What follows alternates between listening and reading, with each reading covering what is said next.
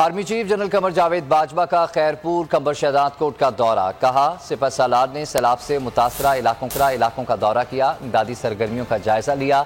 Medical relief कैंपों में भी गए, सैलाब से मुतासरा इलाकों में मौजूद जवानों से मुलाकात की, मुतासरीन से भी बात की। सैलाब मुतासरीन ने मुश्किल की घड़ी में मदद करने पर army chief general Qamar Javed Bajwa का शुक्रिया अदा किया।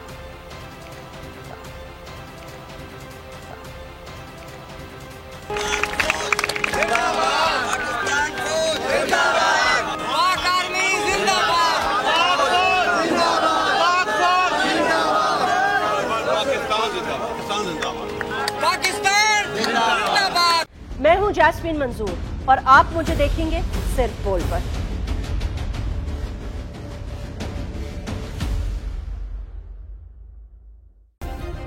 सब्सक्राइब करें और बेल दबाएं ताकि कोई खबर रह न जाए।